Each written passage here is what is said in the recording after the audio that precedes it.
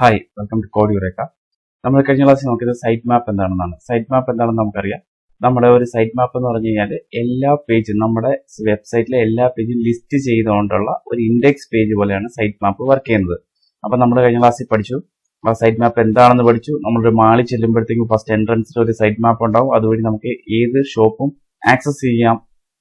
നമ്മൾ എവിടെയാണ് ലിസ്റ്റ്, എവിടെയാണ് സ്റ്റെപ്പ് എല്ലാം നമുക്ക് മൊത്തത്തിൽ ഒരു ഐഡിയ കിട്ടുന്നതാണ് സൈറ്റ് മാപ്പ് എന്ന് പഠിച്ചു. അതുപോലെ നമ്മുടെ വെബ്സൈറ്റിന് നമ്മൾ ക്രിയേറ്റ് ചെയ്യുന്നതാണ് സൈറ്റ് മാപ്പ്.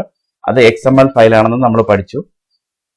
അതിന്റെ ഇമ്പോർട്ടൻസ് എന്താണെന്ന് നമുക്ക് പഠിച്ചു. കാര്യം ഒരു സൈറ്റ് മാപ്പ് കൊണ്ട് വിസിറ്റേഴ്സിനുള്ള അല്ലെങ്കിൽ നമ്മുടെ സെർച്ച് എഞ്ചിൻ സ്ക്രോൾ ചെയ്യുമ്പോഴുള്ള ഈസിനെസ് എന്ന് വെച്ച് കഴിഞ്ഞാൽ നമുക്കത് ഈസി ആയിട്ട് അത് നാവിഗേറ്റ് ചെയ്യാനായിട്ട് പറ്റും. എന്ന് വെച്ചാൽ അത് പെട്ടെന്ന് തന്നെ അത് ഏതൊക്കെയാണ് നമ്മൾ പ്രയോറിറ്റി സെറ്റ് ചെയ്യുന്ന കാര്യം പറഞ്ഞു. പ്രയോറിറ്റി കൊടുത്തു കഴിഞ്ഞാൽ ഇപ്പം ഹോം പേജിന് കൂടുതൽ പ്രയോറിറ്റി കൊടുത്തു കഴിഞ്ഞാൽ അത് ഫ്രീക്വന്റ് ആയിട്ട് സ്ക്രോൾ ചെയ്തുകൊണ്ടിരിക്കും. അതിനായിരിക്കും ഇമ്പോർട്ടൻറ്റ് കൊടുക്കുന്നത്. നമ്മുടെ സെർച്ച് റിസൾട്ട് അതായിരിക്കും നമ്മൾ കൂടുതൽ ഇമ്പോർട്ടൻസ്. അത് നമ്മൾ പഠിച്ചു. അപ്പം ഈ സൈറ്റ് മാപ്പ് എങ്ങനെ ക്രിയേറ്റ് ചെയ്യാം അതാണ് നമ്മൾ ഇന്ന് നോക്കുന്നത്. നമ്മൾ എങ്ങനെ സൈറ്റ് മാപ്പ് ക്രിയേറ്റ് ചെയ്യാം, അതെങ്ങനെ ഒരു വെബ്സൈറ്റിലേക്ക് അപ്ലോഡ് ചെയ്യാം എന്നാണ് നമ്മൾ നോക്കുന്നത്. അപ്പൊ നമ്മൾ സൈറ്റ് മാപ്പ് ക്രിയേറ്റ് ചെയ്യാനായിട്ട് നമ്മൾ കഴിഞ്ഞ ക്ലാസ്സിൽ പഠിച്ചു. ഇപ്പൊ എക്സാമ്പിൾ, ഈ ഒരു വെബ്സൈറ്റിന് നമ്മളൊരു സൈറ്റ് മാപ്പ് ക്രിയേറ്റ് ചെയ്യണമെന്ന് വെക്കാം. അപ്പം നമുക്ക് എങ്ങനെ ഒരു ടൂൾ ഉപയോഗിച്ച് സിമ്പിൾ ആയിട്ട് നമ്മുടെ സൈറ്റ് മാപ്പ് എങ്ങനെ ജനറേറ്റ് ചെയ്യാം എന്നാണ് നമ്മൾ ഈ ക്ലാസ് നോക്കുന്നത്. അപ്പൊ കഴിഞ്ഞ ക്ലാസ് കാണാത്തവരുണ്ടെങ്കിൽ ആ ക്ലാസ് കണ്ടിട്ട് വേണം ഇത് കാണാനായിട്ട്. എങ്കിലേ നമ്മുടെ സൈറ്റ് മാപ്പ് എന്താണെന്ന് കൂടുതൽ ഒരു ഐഡിയ കിട്ടത്തുള്ളൂ. അതിന്റെ അകത്ത് നമ്മൾ പ്രയോറിറ്റി സെറ്റ് ചെയ്യുന്ന കാര്യങ്ങളും എല്ലാം നമ്മൾ പറഞ്ഞിട്ടുണ്ട്. സൈറ്റ് മാപ്പ് പല രീതിയിൽ പല ഡെവലപ്പ് ചെയ്യുമെന്ന് പറഞ്ഞിട്ടുണ്ട്. മാനുവലായിട്ടും ടൂൾ ഉപയോഗിച്ചും ചെയ്യാമെന്ന് പറഞ്ഞിട്ടുണ്ട്. നമ്മൾ ടൂൾ ഉപയോഗിച്ച് ചെയ്യുന്നതായിരിക്കും ഏറ്റവും നല്ലത്. അപ്പൊ ഈ ക്ലാസ് നമ്മൾ നോക്കുന്നത് സൈറ്റ് മാപ്പ് എങ്ങനെ ഒരു ടൂൾ ഉപയോഗിച്ച് ജനറേറ്റ് ചെയ്യാമെന്നുള്ളതാണ്. അപ്പൊ ഇതിന്റെ ടൂൾ എങ്ങനെയാ നമ്മളെന്ന് വെച്ചാൽ ഇവിടെ തന്നെ ഗൂഗിളിൽ വന്നിട്ട് XML സൈറ്റ് ജനറേറ്റർ എന്ന് ജസ്റ്റ് ടൈപ്പ് ചെയ്യുക. അതിനുശേഷം നിങ്ങൾ കൊടുക്കുന്നുണ്ട് ഈ ഒരു വെബ്സൈറ്റ് ഉണ്ടോ XML സൈറ്റ് മാപ്സ് ജനറേറ്റർ എന്ന് പറയുന്നത്. ഇത് ഓപ്പൺ ആക്കുക. ഇത് നിങ്ങൾ ക്ലിക്ക് ചെയ്ത് ഓപ്പൺ ആക്കി കഴിഞ്ഞതിന് ശേഷം നമ്മുടെ വെബ്സൈറ്റിന്റെ പേര് ഇവിടെ കൊടുക്കുക. ഏതിന്റെയാണോ നമുക്ക് ജനറേറ്റ് ചെയ്യേണ്ടത് ആ വെബ്സൈറ്റിന്റെ പേര് കോപ്പി ചെയ്യുക. അതിനുശേഷം ഇവിടെ ഒന്ന് പേസ്റ്റ് ചെയ്യുക. പേസ്റ്റ് ചെയ്തതിന് ശേഷം നമ്മൾ ചെയ്യേണ്ടത് ഇവിടെ സ്റ്റാർട്ട് കൊടുക്കുക. അപ്പൊ അത് കുറച്ച് ടൈം എടുക്കും, നമ്മൾ വെയിറ്റ് ചെയ്യണം. അത് നമ്മുടെ പേജസ്, നമ്മുടെ വെബ്സൈറ്റിലുള്ള പേജസ് എല്ലാം നോക്കും. അതിനുശേഷം ഇവിടെ ഒരു സ്റ്റാറ്റസ് കാണിക്കും. ഇവിടെ കംപ്ലീറ്റഡ് എന്ന് പറഞ്ഞൊരു സ്റ്റാറ്റസ് കാണിച്ചതിന് ശേഷം നിങ്ങൾക്ക് തന്നെ ഇവിടെ വ്യൂ സൈറ്റ് മാപ്പ് ഡീറ്റെയിൽസ് എന്നൊരു ഓപ്ഷൻ ഉണ്ട്, കണ്ടോ? ഇത് കൊടുക്കുക. ഇപ്പൊ നിങ്ങൾക്ക് തന്നെ download your XML site map file എന്ന് പറഞ്ഞു വരും. ഓൾറെഡി അത് ക്രിയേറ്റ് ചെയ്ത് കഴിഞ്ഞു. ഇനി നമുക്ക് വേണ്ടത് എന്താ, ഇത് നമുക്ക് ഡൗൺലോഡ് ചെയ്തെടുക്കണം. ഡൗൺലോഡ് കൊടുക്കുക. അതാണ് ഇവിടെ ഡൗൺലോഡ് ആയി, കണ്ടോ? ഇത് നമ്മൾ ഓപ്പൺ ആക്കി നോക്കാം, കേട്ടോ? ഇത് ഓട്ടോമാറ്റിക്കായിട്ട് ഇപ്പൊ ജനറേറ്റ് ആയി. നമ്മൾ കണ്ടതുപോലെ തന്നെ സൈറ്റ് മാപ്പ് തന്നെ നമ്മൾ എടുത്ത വെബ്സൈറ്റ്, അതിന്റെ ഹോം പേജ് ആണിത്. അത് ലാസ്റ്റ് മോഡിഫൈ ചെയ്തപ്പോഴാണ് എന്റെ പ്രയോറിറ്റി. കണ്ട് ഇത് ഓരോ പേജിന്റെ പേരും അതിന്റെ പ്രയോറിറ്റി ഓട്ടോമാറ്റിക്കായിട്ട് ഇവിടെ സെറ്റായി. എത്ര പേജ് ഉണ്ടോ അത്രയും പേജിന്റെ സൈറ്റ് മാപ്പ് റെഡിയായി. ഇനി നമ്മൾ ചെയ്യേണ്ട ഈ സൈറ്റ് മാപ്പ് നമ്മുടെ വെബ്സൈറ്റിലേക്ക് അപ്ലോഡ് ചെയ്യണം.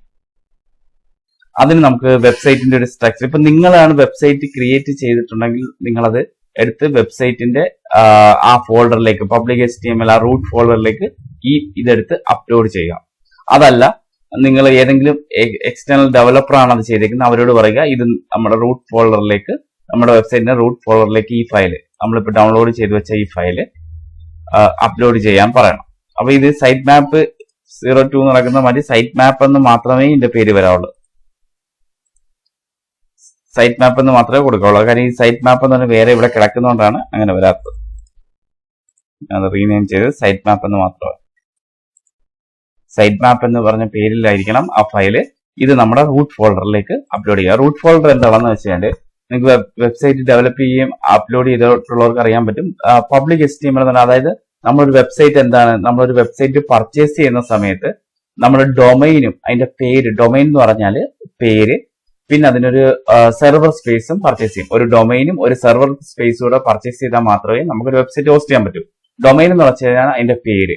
ഇപ്പൊ ഈ എക്സാമ്പിൾ ആണ് ഇവിടെ നെറ്റ്വേ ഇൻഫോടെക് എന്നാണെങ്കിൽ നെറ്റ്വേ ഇൻഫോടെക് എന്ന് പറഞ്ഞ പേരാണ് ഡൊമൈൻ.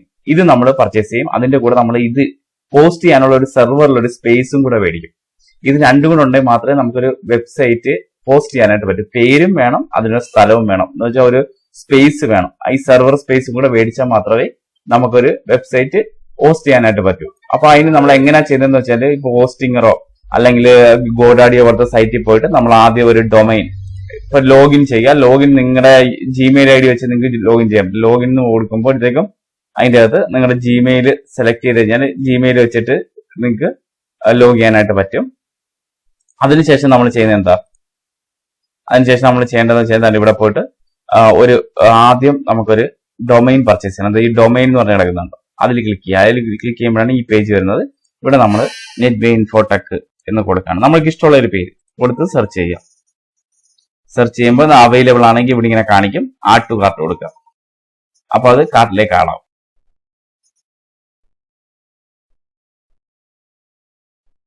കണ്ടോ, ഇതിപ്പം 1 ഇയർ ആണോ 2 ഇയർ ആണെന്ന് വരും. 1 ഇയർ നമ്മൾ കൊടുക്കുന്നു. പിന്നെ അതിനുശേഷം ഈ ലോഗിൻ ചെയ്തെങ്കിൽ ഇത് കാണിക്കത്തില്ല, നമ്മുടെ കാർട്ടിലേക്ക് ആടാവും. നിങ്ങൾ സാധാരണ ഫ്ലിപ്കാർട്ടിൽ നിന്നൊക്കെ പ്രോഡക്റ്റ് മേടിക്കുന്നത്. അതുപോലെ തന്നെ നെക്സ്റ്റ് നമ്മൾ ചെയ്യേണ്ട ഒരു ഹോസ്റ്റിംഗ് സ്പേസ് ഇവിടെ മേടിക്കണം. അതിന് ഈ മുകളിൽ പോയിട്ട് ഹോസ്റ്റിംഗ്, വെബ് ഹോസ്റ്റിംഗ് എന്ന് പറഞ്ഞ് കിടപ്പുണ്ട്. നമുക്കിപ്പോൾ ഒരു സിംഗിൾ വെബ് ഹോസ്റ്റിംഗ് മതി. ഈ സിംഗിൾ വെബ് ഹോസ്റ്റിംഗ് എന്ന് പറഞ്ഞ സാധനം നമ്മൾ സെലക്ട് ചെയ്യാം. ഒരു ഒറ്റ വെബ്സൈറ്റിൽ നമ്മൾ അപ്ലോഡ് ചെയ്യുന്നുള്ളൂ. അതിനുശേഷം ആഡ് ടു കാർട്ട് കൊടുക്കുക.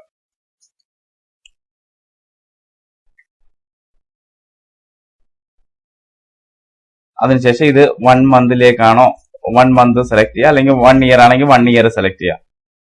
1 ഇയർ 12 മന്ത്സിലാണെങ്കിൽ ടോട്ടല് 159 പെർ മന്ത് വെച്ച് വരും. ഇത് 1 മന്ത് ആണെങ്കിൽ 399 രൂപ വരും. ഇത് അങ്ങനെ. അതിനുശേഷം നമ്മൾ ഇവിടെ ഓരോന്നിന്റെയും കൂടെ എന്ന് വെച്ചാൽ ഇയർ കൂട്ടിയെടുക്കുമ്പോഴത്തേക്കും മന്ത് കൂട്ടിയെടുക്കുമ്പോഴത്തേക്കും നമുക്ക് റേറ്റ് കുറച്ച് കിട്ടും. അതാണ് ഇതിന്റെ ഒരു കോൺസെപ്റ്റ്. അപ്പൊ നമുക്ക് ഒരു 1 മന്ത് പർച്ചേസ് ചെയ്യാം.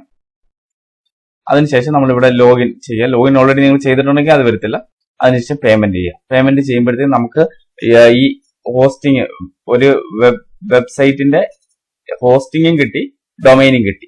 ഇനി നമ്മൾ ചെയ്യേണ്ടത് ഇതിനകത്തോട്ട് അപ്ലോഡ് ചെയ്യണം. ഫയൽ അപ്ലോഡ് ചെയ്യുന്നത് എങ്ങനെയാണെന്ന് വെച്ച് കഴിഞ്ഞാൽ നമ്മൾ എക്സ്റ്റേണൽ സോഫ്റ്റ്വെയർ യൂസ് ചെയ്തിട്ടാണ്, അല്ലെങ്കിൽ ഇതിന് വഴി ചെയ്യാം. നമുക്ക് എളുപ്പം എന്ന് വെച്ച് കഴിഞ്ഞാൽ ഒരു FTP, ഫയൽ ട്രാൻസ്ഫർ പ്രോട്ടോകോൾ എന്നാണ് FTPയുടെ ഫുൾ ഫോം. അങ്ങനെ ഒരു സോഫ്റ്റ്വെയർ നമ്മൾ ഡൗൺലോഡ് ചെയ്യുക. ഡൗൺലോഡ് ചെയ്യുമ്പോൾ എന്തിനാ അത് ഡൗൺലോഡ് ചെയ്യുന്നതെന്ന് വെച്ച് കഴിഞ്ഞാൽ ഈ വെബ് സെർവറിൽ നമ്മളിപ്പോൾ ഒരു സെർവർ സ്പേസ് മേടിച്ചെന്നല്ലേ പറഞ്ഞേ, നമ്മളൊരു കമ്പ്യൂട്ടറിൽ, ക്ലൗഡിലുള്ള ഒരു കമ്പ്യൂട്ടറിലുള്ള ഒരു സ്പേസ് വാങ്ങിച്ചു നമ്മുടെ വെബ്സൈറ്റ് ഹോസ്റ്റ് ചെയ്യാനായിട്ട്. അതിലാണ് നമ്മൾ ഈ വെബ്സൈറ്റ് കൊണ്ടിടുന്നത്. ആ ഇടാനുള്ള ഒരു സ്പേസ് നമ്മൾ വാങ്ങിച്ചിട്ടുണ്ട്. ഇപ്പോൾ ഓൾറെഡി നമ്മൾ പേയ്മെന്റ് ചെയ്ത് ഒരു സ്പേസ് വാങ്ങിച്ച് കൈവച്ചിട്ടുണ്ട്. ഇനി ആ സ്പേസ് എങ്ങനെ ആക്സസ് ചെയ്യുന്നതിന് നമുക്ക് എളുപ്പ മാർഗം എന്ന് വെച്ച് കഴിഞ്ഞാൽ ഒരു file transfer software, file transfer പ്രോട്ടോകോളിന്റെ ഒരു സോഫ്റ്റ്വെയർ ഡൗൺലോഡ് ചെയ്യുക. അത് ഓപ്പൺ സോഴ്സ് നമുക്ക് ഫ്രീ ആയിട്ട് ഡൗൺലോഡ് ചെയ്യാൻ കിട്ടും. അതിന്റെ അകത്ത് ആ സെർവറിന്റെ, നമ്മളിപ്പോ മേടിച്ച സെർവറിന്റെ യൂസറിനെയും പാസ്വേഡും കാര്യങ്ങളൊക്കെ കൊടുത്തു കഴിയുമ്പോഴത്തേക്ക് അതിന്റെ അകത്ത് ആ ഫോൾഡർ ഓപ്പൺ ആയി കിട്ടും. ആ ഫോൾഡറിലേക്കാണ് നമ്മൾ എന്ത് ചെയ്യും, വെബ്സൈറ്റ് നമ്മൾ ക്രിയേറ്റ് ചെയ്ത വെബ്സൈറ്റ് ക്രിയേറ്റ് ചെയ്ത് വെച്ചാൽ അത് ഫയൽ ആയിരിക്കുമല്ലോ, ആ ഫയൽ ട്രാൻസ്ഫർ ചെയ്യുന്നത് അതിലേക്കാണ്. ആ ഫയലിലേക്കാണ് നമ്മൾ പറഞ്ഞ ഓൾറെഡി നമ്മളിപ്പോ ക്രിയേറ്റ് ചെയ്ത ഈ സൈറ്റ് മാപ്പിന്റെ ഫയലും അപ്ലോഡ് ചെയ്യേണ്ടത് ആ സെയിം ഫോൾഡറിലേക്ക് തന്നെയാണ്. അപ്പൊ അതെങ്ങനെയാണ് ചെയ്യുന്നത്? അപ്പൊ നമ്മളിപ്പം പഠിച്ചത് നിങ്ങൾക്ക് കൺഫ്യൂഷൻ ആവരുത്. ഇതൊക്കെ ഡീറ്റെയിൽ ആയിട്ട് നമ്മൾ വരുന്ന വീഡിയോയിൽ പഠിക്കുന്നുണ്ട്, എങ്ങനെ നമുക്കൊരു വെബ്സൈറ്റ് ക്രിയേറ്റ് ചെയ്യാം, എങ്ങനെ അത് ഹോസ്റ്റ് ചെയ്യാന്നൊക്കെ. ഇപ്പൊ ഞാൻ സിമ്പിൾ ആയിട്ടൊന്ന് പറഞ്ഞു തന്നതേ ഉള്ളൂ. ഇത് നിങ്ങളുടെ മനസ്സിൽ വെച്ചേക്കാം. അപ്പൊ നമ്മൾ ഇപ്പൊ പഠിച്ചത് ഒരു ഡൊമൈനും ഒരു സെർവർ നെയിമും മേടിച്ചാലേ നമുക്കൊരു വെബ്സൈറ്റ് വെബിൽ നമുക്ക് അപ്ലോഡ് ചെയ്യാനായിട്ട് പറ്റൂ. അത് നമ്മൾ പഠിച്ചു. അത് എങ്ങനെ പർച്ചേസ് ചെയ്യാമെന്ന് പഠിച്ചു. പർച്ചേസ് ചെയ്യുന്ന നിങ്ങൾക്ക് ഇപ്പൊ ഇത് ഇപ്പം എങ്ങനെ പർച്ചേസ് ചെയ്യണം ഇത് മനസ്സിലായെന്നില്ലെന്നുണ്ടെങ്കിൽ നിങ്ങളൊരു യൂട്യൂബിൽ പോയിട്ട് ജസ്റ്റ് ഒന്ന് സെർച്ച് ചെയ്താൽ മതി, എങ്ങനെ ഒരു വെബ്സൈറ്റ് പർച്ചേസ് ചെയ്യാം.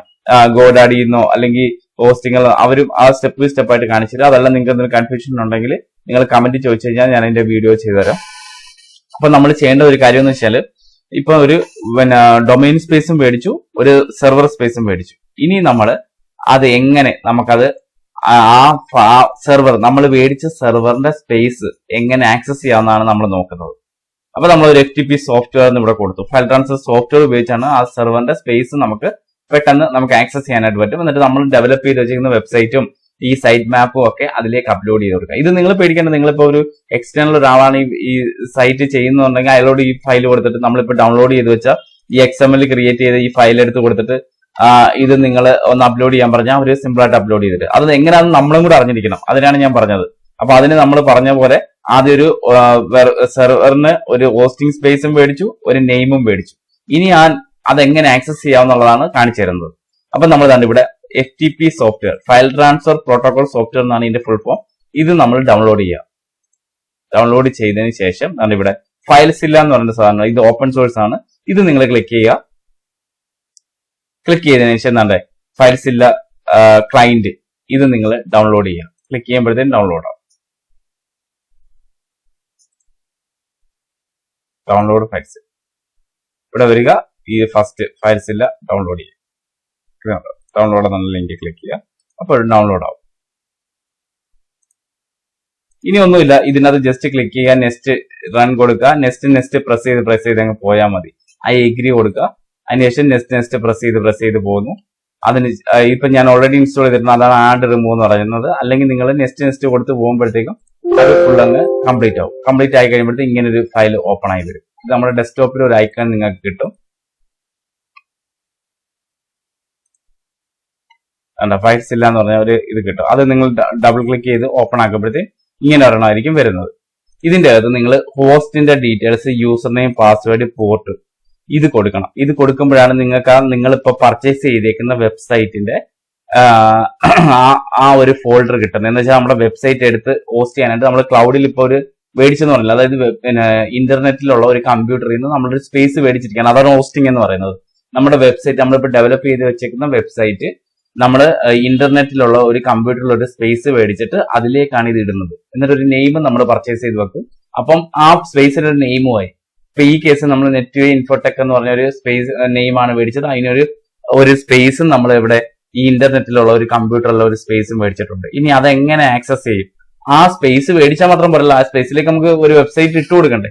ഇട്ട് കൊടുത്താലല്ലേ അത് കാണിക്കത്തുള്ളൂ. അപ്പൊ അതിന് നമ്മൾ ചെയ്യുന്നതെന്ന് വെച്ചാല് അതെങ്ങനെ കണ്ടുപിടിക്കാന്ന് വെച്ചാല് നമ്മള് ഇപ്പം ഹോസ്റ്റിംഗിലാണ് നമ്മളിപ്പോ പർച്ചേസ് ചെയ്തത്. ഗോഡാഡിയിലും ഇതുപോലെ തന്നെയാണ്. അതിൽ പോയിട്ട് നമ്മൾ ഇതാ ഈ വെബ്സൈറ്റ് എന്ന് പറഞ്ഞ ഓപ്ഷനിൽ ക്ലിക്ക് ചെയ്യണം. അപ്പോഴാണ് നമുക്ക് വെബ്സൈറ്റിൽ പോകുന്നു. എന്നിട്ട് തന്നെ ഇവിടെ നമ്മൾ പർച്ചേസ് ചെയ്ത വെബ്സൈറ്റ് ഇവിടെ കാണിക്കും. ഇവിടെ മാനേജ് കൊടുക്കുക. കണ്ടോ, മാനേജ് കൊടുത്തതിന് ശേഷം നല്ല ഇവിടെ ഫയൽസ് എന്ന് പറഞ്ഞ ഓപ്ഷൻ ഉണ്ട്. ഫയൽസിൽ FTP അക്കൗണ്ട്സ് എന്ന് പറഞ്ഞൊരു ഓപ്ഷൻ ഉണ്ട്. ഇതിൽ ക്ലിക്ക് ചെയ്യുക. ഇതിൽ ക്ലിക്ക് ചെയ്യുമ്പോൾ FTP IP കിട്ടി.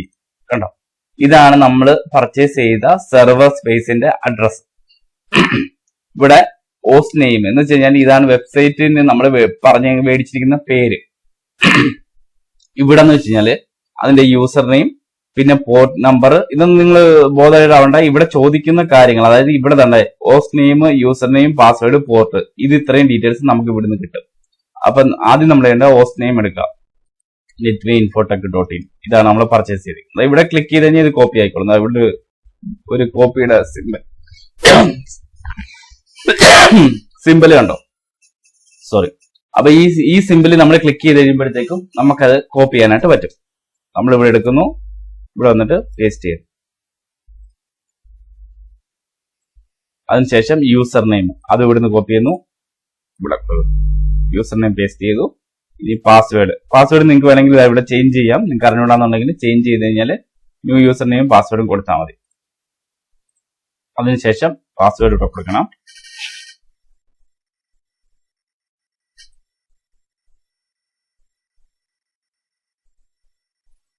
അതിനുശേഷം പോർട്ട് 21 എന്നാണ് പോർട്ട് നമ്പർ, അത് നമ്മൾ ഇവിടെ കൊടുക്കും. ശേഷം ടു കണക്ട് കൊടുത്തു. ഇപ്പൊ കണ്ടോ, netwayinfotech.in പബ്ലിക് HTML എന്ന് പറഞ്ഞ ആ ഫോൾഡർ നമുക്ക് ആക്സസ് ആയി. ഈ സൈഡിൽ കാണിക്കുന്നത് നമ്മുടെ ആ ഇന്റർനെറ്റിൽ നമ്മൾ മേടിച്ച സെർവർ സ്പേസിന്റെ ഫോൾഡേഴ്സും, ഈ സൈഡിൽ കാണിക്കുന്നത് നമ്മുടെ കമ്പ്യൂട്ടർ, ഇപ്പൊ നമ്മൾ യൂസ് ചെയ്തുകൊണ്ടിരിക്കുന്ന കമ്പ്യൂട്ടറിന്റെ ഇതുമാണ്. അതെന്തിനാണെന്ന് വെച്ചാൽ ഇവിടുന്ന് ഇപ്പൊ നമുക്ക് C ഡ്രൈവിലാണ്, ഞാൻ ഡോക്യുമെന്റ്സിലാണ് ഈ സാധനം ഇട്ടിരിക്കുന്നെങ്കിൽ ഇവിടുന്ന് നമുക്ക് ട്രാഗ് ചെയ്ത് ഇപ്പുറത്തോട്ട് ഇട്ടാൽ മതി. അപ്പൊ ഇത് സെർവറിലോട്ട് അത് ഹോസ്റ്റ് ആയിക്കോളും. മനസ്സിലായോ? ഇപ്പൊ ദാണ്ട് ഈ പബ്ലിക് HTML എന്ന് പറഞ്ഞ ഫോൾഡറിലാണ് നമ്മൾ ഈ ഫുള്ള് ഫയലും ഇടുന്നത്. നമ്മളിപ്പം ക്രിയേറ്റ് ചെയ്ത വെബ്സൈറ്റിന്റെ എല്ലാ ഫയലും നമ്മൾ അപ്ലോഡ് ചെയ്യുന്ന എവിടെയാണ്? ഈ പബ്ലിക് HTML എന്ന് പറഞ്ഞ ഫയൽ. ഇതാണ് റൂട്ട് ഫോൾഡർ. ഇതിന്റെ അകത്തേക്കാണ് നമ്മൾ ഇട്ടിരിക്കുന്നത്. അപ്പൊ നമ്മൾ ഓൾറെഡി ഇട്ടിട്ടുണ്ട്. ഇട്ടിരിക്കുന്ന ഫയലാണ് index.php എന്ന് പറഞ്ഞ കിടക്കുന്നത്. ഇതാണ് ആദ്യം കാണിക്കുന്ന ഹോം പേജ്. എപ്പോഴും index.php എന്നാണ് നമ്മൾ ക്രിയേറ്റ് ചെയ്യുന്നത്. ആ index.php എന്ന് പറഞ്ഞ ഫയലായിരിക്കും ഇത് ആദ്യം എടുത്ത് വെബ്സൈറ്റിൽ കാണിക്കുന്നത്. അതുകൊണ്ട് ഹോം പേജ് എപ്പോഴും നമ്മൾ index.php എന്ന് പറഞ്ഞിടും. അതിനുശേഷം ഓരോ പേജും അതിൽ നിന്ന് ലിങ്ക് കൊടുത്തിട്ടാണ് ചെയ്യുന്നത്. ഇത് നമ്മളെല്ലാം ഡീറ്റെയിൽ ആയിട്ട് നമ്മൾ അടുത്ത വരുന്ന ക്ലാസ്സുകളിൽ നോക്കും. ഇനി നമുക്ക് ഇവിടുന്ന് നമുക്ക് എങ്ങനെയാണ് ഈ നമ്മളിപ്പോ ക്രിയേറ്റ് ചെയ്ത സൈറ്റ് മാപ്പ് അങ്ങോട്ട് അപ്ലോഡ് ചെയ്യുന്നത് നോക്കാം. ഇതിന്റെ അകത്ത്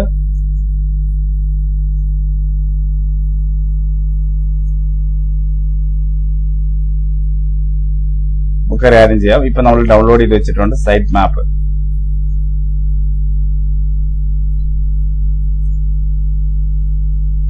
ഡൗൺലോഡ്സിൽ പോകാം. ഇവിടെ നമ്മൾ സൈറ്റ് മാപ്പ് എന്നൊരു ഫോൾഡർ ഉണ്ട്. അതിനെ നമുക്ക് ഒരു സി ഡ്രൈവില്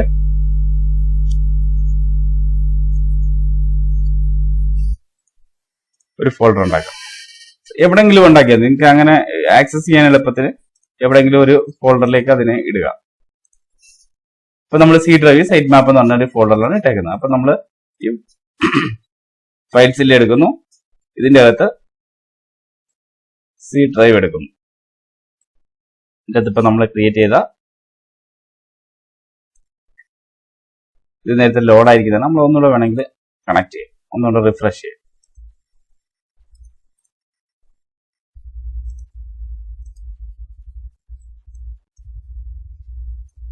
സൈറ്റ് മാപ്പ് ആണ് ഈ സാധനം.